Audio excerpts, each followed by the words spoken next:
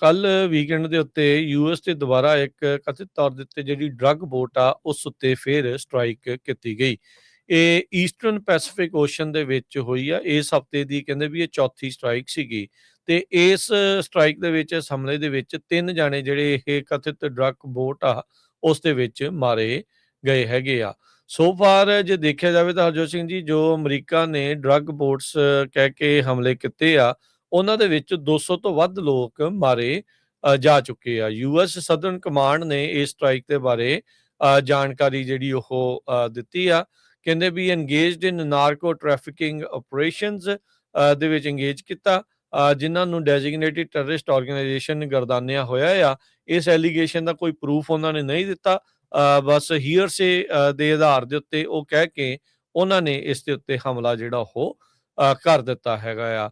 Already ਜਿਹੜੇ Latin ਮੁਲਕਾਂ ਦੇ ਨਾਲ ਖਾਸ ਕਰਕੇ ਕੈਰੇਬੀਅਨ ਮੁਲਕਾਂ ਦੇ ਨਾਲ ਇਹਨਾਂ ਦੀ ਇਸ ਗੱਲੋਂ ਕਾਫੀ ਜ਼ਿਆਦਾ ਜਿਹੜੀ ਉਹ ਖੜਕੀ ਪਈ ਆ ਵੀ ਇਹ ਕੀ ਚੱਕਰ ਜਿਹੜਾ ਉਹ ਚੱਲ ਰਿਹਾ ਹੈ ਵੀ ਤੁਸੀਂ ਕਿਸੇ ਵੀ ਬੋਟ ਨੂੰ ਡਰੱਗ ਬੋਟ ਕਹਿ ਕੇ ਉਹਦੇ ਤੇ ਅਟੈਕ ਕਰ ਰਹੇ ਆ ਤੇ 200 ਤੋਂ ਵੱਧ ਲੋਕ ਜਿਹੜੇ ਹਰਜੋਤ ਸਿੰਘ ਜੀ ਆਲਰੇਡੀ ਮਰ ਚੁੱਕੇ ਆ। ਪਿਛਲੇ ਸਾਲ ਸਤੰਬਰ ਮਹੀਨੇ ਦੇ ਵਿੱਚ ਇਹ ਜਿਹੜੇ ਹਮਲੇ ਆ ਉਹ ਸ਼ੁਰੂ ਕੀਤੇ ਗਏ ਸੀਗੇ। ਟਰੰਪ ਐਡਮਿਨਿਸਟ੍ਰੇਸ਼ਨ ਨੇ ਡਿਕਲੇਅਰ ਕਰ ਦਿੱਤਾ ਸੀ, ਐਲਾਨ ਕੀਤਾ ਸੀਗਾ ਵੀ ਯੂਐਸ ਆਰਮਡ ਕੌਨਫਲਿਕਟ ਦੇ ਵਿੱਚ ਹੈਗਾ ਆ।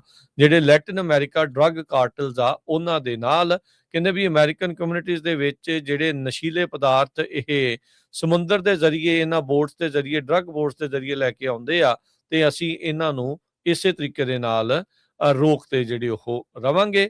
ਪਰ ਕੱਲ ਇੱਕ ਹੋਰ ਜਿਹੜੀ ਸਟ੍ਰਾਈਕ ਦੇ ਵਿੱਚ 3 ਜਾਣੇ ਜਿਹੜੇ ਮਾਰੇ ਆ ਤੇ ਹਫਤੇ 'ਚ 4 ਅਟੈਕ ਜਿਹੜੇ ਆ ਉਹ ਆਲਰੇਡੀ ਇਸ ਦੇ ਵਿੱਚ ਕਰ ਚੁੱਕੇ ਆ ਤੇ ਕੁੱਲ ਮਿਲਾ ਕੇ 205 ਜਾਣਿਆਂ ਦੀਆਂ ਸਤੰਬਰ ਮਹੀਨੇ ਤੋਂ ਸ਼ੁਰੂ ਹੋਈਆਂ ਇਹਨਾਂ ਬੋਟਸ ਦੇ ਉੱਤੇ ਹਮਲਿਆਂ ਦੇ ਉੱਤੇ ਮਾਰੇ ਜਾ ਚੁੱਕੇ ਆ।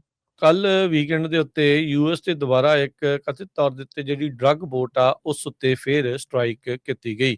ਇਹ ਈਸਟਰਨ ਪੈਸੀਫਿਕ ਓਸ਼ਨ ਦੇ ਵਿੱਚ ਹੋਈ ਆ। ਇਸ ਹਫਤੇ ਦੀ ਕਹਿੰਦੇ ਵੀ ਇਹ ਚੌਥੀ ਸਟ੍ਰਾਈਕ ਸੀਗੀ ਤੇ ਇਸ ਸਟ੍ਰਾਈਕ ਦੇ ਵਿੱਚ, ਇਸ ਹਮਲੇ ਦੇ ਵਿੱਚ 3 ਜਾਣੇ ਜਿਹੜੇ ਇਹ ਕਥਿਤ ਡਰੱਗ ਬੋਟ ਆ ਉਸ ਦੇ ਵਿੱਚ ਮਾਰੇ ਗਏ ਹੈਗੇ ਆ।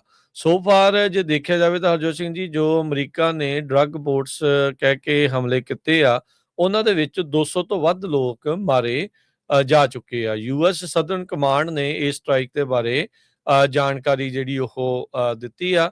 ਕਹਿੰਦੇ ਵੀ engaged in narco trafficking operations ਦੇ ਵਿੱਚ engage ਕੀਤਾ, ਜਿਨ੍ਹਾਂ ਨੂੰ ਡੈਜ਼ਿਗਨੇਟਿਡ ਟੈਰਰਿਸਟ ਆਰਗੇਨਾਈਜੇਸ਼ਨ ਗਰਦਾਨਿਆ ਹੋਇਆ ਆ। ਇਸ ਐਲੀਗੇਸ਼ਨ ਦਾ ਕੋਈ ਪ੍ਰੂਫ ਉਹਨਾਂ ਨੇ ਨਹੀਂ ਦਿੱਤਾ। ਬਸ ਹੀਅਰਸੇ ਦੇ ਆਧਾਰ ਦੇ ਉੱਤੇ ਉਹ ਕਹਿ ਕੇ ਉਹਨਾਂ ਨੇ ਇਸ ਦੇ ਉੱਤੇ ਹਮਲਾ ਜਿਹੜਾ ਉਹ ਕਰ ਦਿੱਤਾ ਹੈਗਾ ਆ।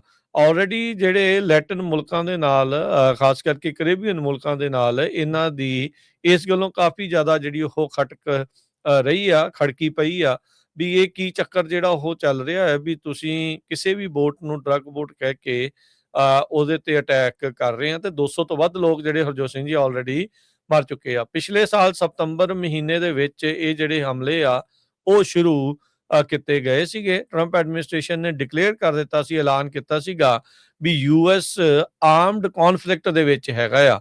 ਜਿਹੜੇ ਲੈਟਿਨ ਅਮਰੀਕਾ ਡਰੱਗ ਕਾਰਟਲਸ ਆ ਉਹਨਾਂ ਦੇ ਨਾਲ ਕਹਿੰਦੇ ਵੀ ਅਮਰੀਕਨ ਕਮਿਊਨਿਟੀਜ਼ ਦੇ ਵਿੱਚ ਜਿਹੜੇ ਨਸ਼ੀਲੇ ਪਦਾਰਥ ਇਹ ਸਮੁੰਦਰ ਦੇ ਜ਼ਰੀਏ, ਇਹਨਾਂ ਬੋਟਸ ਦੇ ਜ਼ਰੀਏ, ਡਰੱਗ ਬੋਟਸ ਦੇ ਜ਼ਰੀਏ ਲੈ ਕੇ ਆਉਂਦੇ ਆ ਤੇ ਅਸੀਂ ਇਹਨਾਂ ਨੂੰ ਇਸੇ ਤਰੀਕੇ ਦੇ ਨਾਲ ਰੋਕ ਤੇ ਜਿਹੜੇ ਉਹ ਰਵਾਂਗੇ। ਪਰ ਕੱਲ ਇੱਕ ਹੋਰ ਜਿਹੜੀ ਸਟ੍ਰਾਈਕ ਦੇ ਵਿੱਚ 3 ਜਾਣੇ ਜਿਹੜੇ ਮਾਰੇ ਆ ਤੇ ਹਫਤੇ 'ਚ 4 ਅਟੈਕ ਜਿਹੜੇ ਆ ਉਹ ਆਲਰੇਡੀ ਇਸ ਦੇ ਵਿੱਚ ਕਰ ਚੁੱਕੇ ਆ ਤੇ ਕੁੱਲ ਮਿਲਾ ਕੇ 205 ਜਾਣਿਆਂ ਦੀਆਂ ਸਤੰਬਰ ਮਹੀਨੇ ਤੋਂ ਸ਼ੁਰੂ ਹੋਈਆਂ ਇਹਨਾਂ ਬੋਟਸ ਦੇ ਉੱਤੇ ਹਮਲਿਆਂ ਦੇ ਉੱਤੇ ਮਾਰੇ ਜਾ ਚੁੱਕੇ।